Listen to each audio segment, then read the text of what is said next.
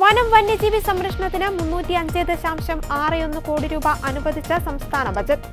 RRT സംഘത്തിന്റെ എണ്ണം 28ആയി വർദ്ധിപ്പിച്ചു. ഇതിനു പുറമെ കോട്ടൂർ ആന സംരക്ഷണ കേന്ദ്രത്തിന് 2 കോടി രൂപയും പാമ്പുകടി മരണങ്ങൾ ഇല്ലാതാക്കുവാൻ പാമ്പ് വിഷബാധ ജീവഹാനി രഹിത കേരളം പദ്ധതിക്ക് 25 കോടി രൂപയും അനുവദിച്ചെന്ന് ധനമന്ത്രി KN ബാലഗോപാൽ അറിയിച്ചു. വന്യമൃഗശല്യം നിയന്ത്രിക്കാനും നഷ്ടപരിഹാരത്തിനും വനമേഖലയിലെ കുടുംബങ്ങളെ സംരക്ഷിക്കാനുമായി പ്രത്യേക പാക്കേജിനെ പ്ലാനിൽ അനുവദിച്ചിട്ടുള്ള തുകയ്ക്കു പുറമെ 50 കോടി രൂപ അധികമായി അനുവദിച്ചെന്ന് ധനമന്ത്രി അറിയിച്ചു. ഈ സർക്കാരിന്റെ കാലത്ത് വന്യജീവി ആക്രമണങ്ങൾക്ക് നൽകുന്ന നഷ്ടപരിഹാരം വർദ്ധിപ്പിച്ചെന്ന് ധനമന്ത്രി KN ബാലഗോപാൽ പറഞ്ഞു.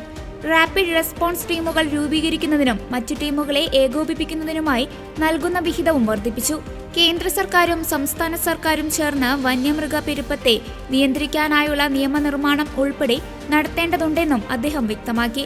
സംസ്ഥാനത്തിന്റെ ധനഞെരുക്കത്തിന് കാരണം കേന്ദ്ര സർക്കാരാണെന്ന് ബജറ്റ് അവതരണത്തിന്റെ തുടക്കത്തിൽ തന്നെ KN ബാലഗോപാൽ പറഞ്ഞിരുന്നു.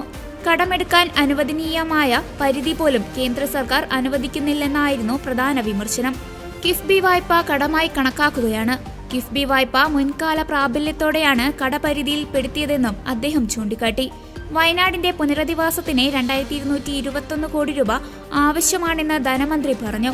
ഇതിനായി കേന്ദ്ര സർക്കാർ ഒന്നും തന്നിട്ടില്ലെന്നും അദ്ദേഹം കുറ്റപ്പെടുത്തി.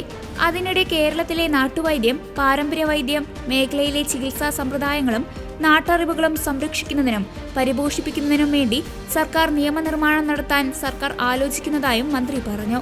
ഇതിനായി കേരള നാട്ടുവൈദ്യ പരമ്പരാഗത കമ്മീഷൻ രൂപീകരിക്കാനും കേരള നാട്ടുവൈദ്യ പരമ്പരാഗത ഇൻസ്റ്റിറ്റ്യൂട്ട് സ്ഥാപിക്കാനും ലക്ഷ്യമിടുന്നതായാണ് ബജറ്റ് പ്രസംഗത്തിലെ പ്രഖ്യാപനം. ഇതിന്റെ പ്രാഥമിക ചെലവുകൾക്കായി ബജറ്റിൽ 1 കോടി രൂപ മാറ്റിവെച്ചു. പാമ്പ് കടിയേറ്റുള്ള മരണങ്ങൾ ഇല്ലാതാക്കാൻ പാമ്പ് വിഷബാധ ജീവഹാനി രഹിത കേരളം പദ്ധതിക്ക് 25 കോടി കേരള ബജറ്റിൽ അനുവദിച്ചു. വന്യജീവി ആക്രമണം തടയാൻ 50 കോടിയുടെ പദ്ധതിയും വനം വന്യജീവി സംരക്ഷണത്തിന് 305.61 കോടിയും അനുവദിച്ചു. കോട്ടൂർ ആന സംരക്ഷണ കേന്ദ്രത്തിന് 2 കോടി അനുവദിച്ചു. തെരുവുനായ അക്രമം തടയാൻ ABC കേന്ദ്രങ്ങൾക്ക് 2 കോടി അനുവദിച്ചു.